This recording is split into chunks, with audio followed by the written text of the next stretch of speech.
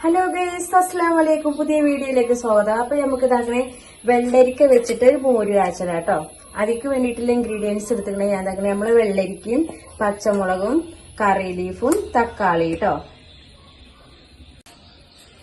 വെള്ളരിക്ക എന്ന് പറയുമ്പോൾ മനസ്സിലായിട്ടില്ലെങ്കിൽ കേട്ടോ, ഇതാണ് കേട്ടോ സാധനം. ഞാനിത് ആദ്യം എല്ലാം ക്ലീൻ ചെയ്തിട്ട് ഒരു പാത്രത്തിലിട്ടാണ് ഞാൻ കാണിക്കുന്നത്. ഇനി അതിക്കുള്ള മസാലകളൊക്കെ നമുക്ക് കൂട്ടാം. ആവശ്യത്തിനനുസരിച്ച് മഞ്ഞൾപ്പൊടി, പിന്നെ ആവശ്യത്തിനനുസരിച്ച് ഉപ്പും. ഇത് നമുക്കിത് മാത്രം എടുത്തുകൊണ്ടൊന്ന് ഫസ്റ്റ് വേവിച്ചെടുക്കുക കേട്ടോ. അതായത് മോരുകറിയാണ് ഉണ്ടാക്കണത്. വെള്ളരിക്ക വെച്ചിട്ടുള്ള മോരുകറിയാണ് ഉണ്ടാക്കണത്. അത് നമ്മള് വെള്ളരിക്ക ഇതാക്കണേ, വെള്ളരിക്ക വേവിച്ച് വെച്ചു കേട്ടോ. അപ്പൊ മോര് കാച്ചാനാണ് അതിക്ക് ഇതാക്കണേ ചെറിയ ജീരകം, തേങ്ങയും കൊച്ചുള്ളിയും വെളുത്തുള്ളിയും പച്ചമുളകും. അത് നമ്മൾ മിക്സിന്റെ ജാറിലിട്ടുണ്ട് അരച്ചിക്കുക. അപ്പൊ അതാക്കട് കറിക്കുള്ള കൊച്ചുള്ളി വെളുത്തുള്ളി അങ്ങനത്തെ ഒക്കെ റെഡിയാക്കണം കേട്ടോ. ഫിഷക്ക് ഒക്കെ ഉള്ളതൊക്കെ ഇങ്ങനെ റെഡിയാക്കാണ്. ഇതേപോലെ ഞാൻ ഇതാക്കണേ അച്ചാറിടാൻ വേണ്ടിയിട്ടാണ്. അത് മഞ്ഞപ്പൊടി, കുറച്ച് മല്ലിപ്പൊടി, ഉപ്പ്, ഒരിച്ചിരി മുളക് ചില്ലി പൗഡർ ഇട്ടണം കേട്ടോ.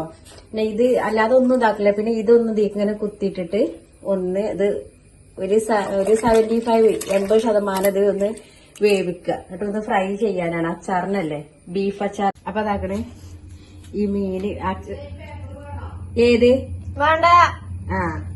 അപ്പൊ അതാക്കണേ നമ്മളെ മീൻ ഇങ്ങനെ വരിഞ്ഞു വെച്ചിക്കണേ. ഇതൊന്ന് മസാല കൂട്ടി വെക്കാൻ, മസാല പിടിക്കണല്ലോ. അപ്പൊ ഇതൊന്ന് മസാലയൊക്കെ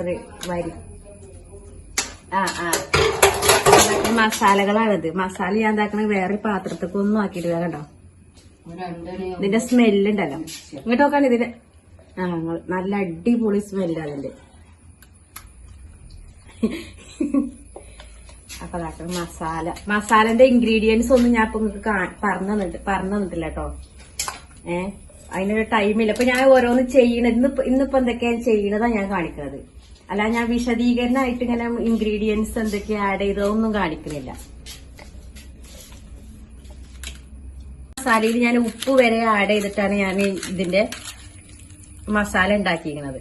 അപ്പം ഉപ്പ് വരെ സാൾട്ട് വരെ ഇടുന്ന നിങ്ങൾക്ക് കാണുന്നുണ്ടാവില്ല. ഫുള്ള് എല്ലാ സംഭവങ്ങളും റെഡിയാക്കിയേക്കാണ്.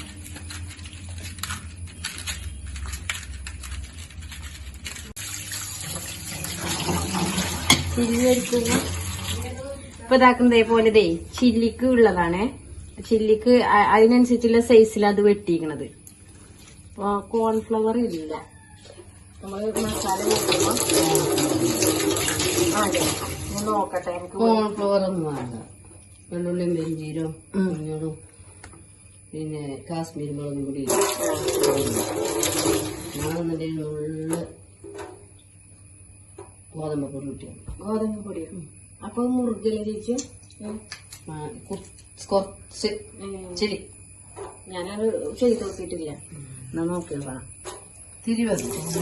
അപ്പൊ സാധാ അത് ഡ്രൈ ഇങ്ങനെ ഭയങ്കര ഹാർഡാവോ?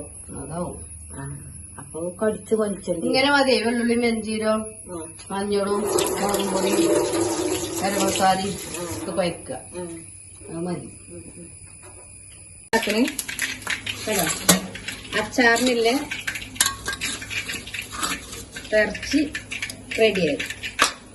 ഈ ഒരു പാകത്തിലാക്കുക കേട്ടോ.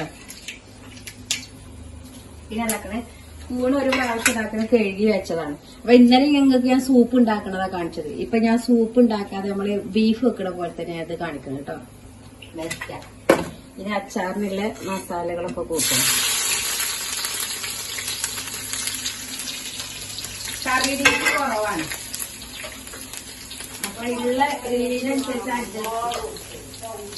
ഉള്ളിനനുസരിച്ച് അഡ്ജസ്റ്റ് ചെയ്യാം. അത് കറി ലീഫ് ഇപ്പൊ മഴ ചെയ്തിട്ടേ ഇലകളൊക്കെ ഇങ്ങോട്ട് നിറച്ചിങ്ങോട്ട് ഉണ്ടായിന്. അടച്ച് മഴ പെയ്തപ്പോഴേ എപ്പോഴും കത്തിച്ചല്ലേ നിങ്ങള് വറങ്ങൾക്ക് പോയി പൊടിയെന്ന് പറയണത് ഗ്യാസേ. അപ്പൊ നമ്മള് ബീഫ് അച്ചാറിനുള്ളതൊക്കെ ഇങ്ങനെ അപ്പൊ ഈ ചട്ടി ഞാനിതൊക്കെ ഓഫ് ചെയ്തു. ഈ ഒരു ഇതിപ്പോ കിടപ്പ ഇങ്ങനെ ഇത് നല്ല ചൂടായി. അപ്പൊ ഈ ഒരു ചൂട് തന്നെ മതി. നമ്മള് ബീഫ് ഇതാക്കണേ.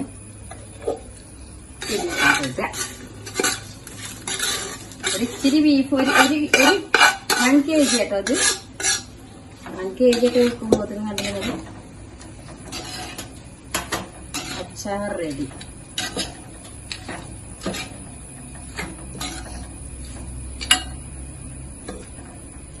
അതായത് എന്താ നമ്മള് വീട്ടിൽ തന്നെ കുപ്പിയിലിട്ട് വെക്കുന്നുണ്ടെങ്കിൽ നമുക്കതാ കുറച്ച് ഗ്രേവി കുറച്ചും കൂടെ ആക്കിങ്ങാണ്ടൊക്കെ നമുക്ക് ഇങ്ങനെ ചെയ്യാം. അപ്പൊ എന്താ പറയുക, ഇങ്ങനെ ഡ്രൈ ആക്കിങ്ങാണ്ടാണ് ചെയ്യുന്നത്. അതിന്റെ ഇതിൽ ഇറങ്ങും. ഒരു ഇച്ചിരി വിനാഗിരി ഒഴിക്കുക. ഇങ്ങനെ അതറിയോ ഇങ്ങനെ കേട് വരാതിരിക്കാൻ വേണ്ടിട്ടേ ആ വിനാഗിരി ഒഴിക്കുന്നത് അതുകൊണ്ടാട്ടോ. അല്ലെങ്കിൽ ഇപ്പൊ അതിന്റെ ആവശ്യമില്ല. അത് അച്ചാറാവുമ്പോഴേ ഒരു ഇച്ചിരി ആവശ്യത്തിനനുസരിച്ച് ഇതാക്കണേ. അച്ചാർ പൊടി ഇടുക. കൂടുതലായാല് രസം ഉണ്ടാവും. നമ്മള് കൂടുതൽ ഒന്നായിട്ട് ആക്കി വിചാരിച്ചാൽ അതിന്റെ രസം കിട്ടൂല കേട്ടോ. ഗരം മസാല അല്ലേ, അതും ഇടാം. ഇതിലൊരു ഗരം മസാല. അപ്പൊ ഇത്രയേ ഉള്ളൂ നമ്മളെ അച്ചാറ്. നല്ലോണം ഇളക്കി കൊടുക്കുക.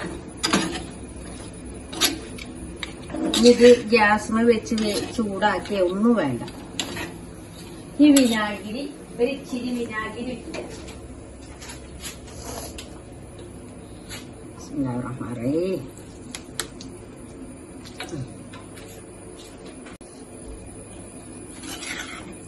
കണ്ടോ, ബീഫ് അച്ചാർ റെഡി. പിന്നെയും ചോദിച്ചു വാങ്ങി കഴിക്കും ബീഫ് അച്ചാറ്. അപ്പൊ ഞാൻ അതാക്കുന്ന ഷാജിന്റെ അവിടെ ചോറിനാണ്. കൊച്ചിനെ കാണിച്ചു കൊടുത്താ കൊച്ചു ഷാജിനോട് ചോദിക്കാണ് 2 കഷ്ണം തരും ബീഫ്. അച്ചാർ റെഡി ആയിട്ടാണ്. അപ്പൊ 2 കഷ്ണം തരും, 2 കഷ്ണം തരും. ആണോ? 1 കഷ്ണം 2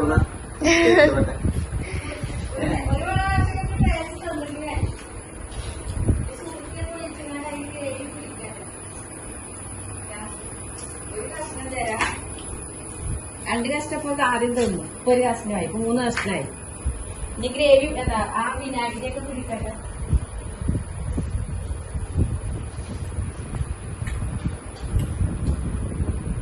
കുറച്ചുകൂടി ഉപ്പിട്ടാ ഉപ്പ് ചെറുപ്പറിയോ ആ വിനാഗിരിയൊക്കെ കുടിക്കുമ്പോഴേ ഈ ബീഫിന് അച്ചാറിൽ ഏറ്റവും ടേസ്റ്റ് വരുന്നത് എന്താ, നമ്മളിങ്ങനെ എടുത്ത് വരുന്ന ഈ ഇതുണ്ടല്ലോ, ഇത് നമ്മൾ കറക്റ്റിൽ ഇതിൽ തന്നെ നല്ല ഇടണം. അല്ലാതെ ഇത് കളയരുത്.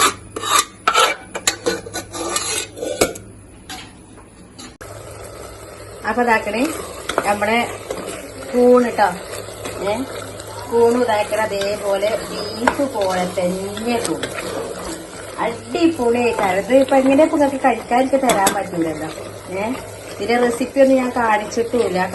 ഞാൻ പറഞ്ഞില്ല ഇന്നിപ്പോ റെസിപ്പി ഒന്നും കാണിക്കാതെ ഇന്നത്തെ ഈ ഓരോ എന്തൊക്കെ ഞാൻ വിഭവങ്ങൾ ഉണ്ടാക്കുന്നത്, എന്തൊക്കെയാ ഞാൻ കാണിക്കുന്നത് അതുപോലെ റെഡിയാക്കണം. എന്താണ് ഇതിന്റെ സ്മെല്ലും ഇതെന്ന് പറയാം. അടിപൊളിയായിട്ടുണ്ട് കേട്ടോ. ഇതെന്താ അറിയോ ഞാൻ എന്നിട്ട് ചെയ്തെന്നറിയോ, ഈ പടക്കൂനാണ്. ഈ പടക്കൂണ് എന്ന് പറഞ്ഞ കൂണെന്ന് പറഞ്ഞാൽ എന്താ സംബന്ധം അറിയാം, നമ്മുടെ ബീഫിന്റെ അതേ വേവാണ് ഇതിന്. എത്ര വേവിച്ചാലും ഞാൻ എന്താ പറയാ 4 പീസിലാണ് ഞാൻ ഇതിലടിച്ചത്. 4 പീസിലടിച്ചിങ്ങാനാണ് ഞാൻ ഇത് ഉണ്ടാക്കുന്നത്. ഇനി ഇതൊക്കെ ഞാനെല്ലാം ഫ്രൈ ചെയ്തെടുക്കലും ഇരിക്കലും പരിപാടിയിലാട്ടോ. അപ്പൊ അതാക്കണേ നമ്മളെ വീഡിയോ കണ്ടെല്ലാവരും സബ്സ്ക്രൈബ് ചെയ്യുക, കമന്റ് ചെയ്യുക, ഷെയർ ചെയ്യുക, ലൈക്ക് ചെയ്യുക. പിന്നെ കൊച്ചു ബെൽ ബട്ടൺ ഉണ്ടല്ലോ, അത് അടിച്ചമർത്തി പോവാട്ടോ. പിന്നെ നമ്മളെ എന്താ മാക്സിമം നമ്മളെ ഷെയർ ചെയ്യുക. പിന്നെ നമ്മളെല്ലാരും നമ്മളെ ലിങ്ക് ഉണ്ടല്ലോ, എല്ലാവർക്കും എന്താ ഷെയർ ചെയ്ത് കൊടുക്കുക കേട്ടോ. അതങ്ങനെ എല്ലാം റെഡിയാക്കി കഴിഞ്ഞു. ബൈ.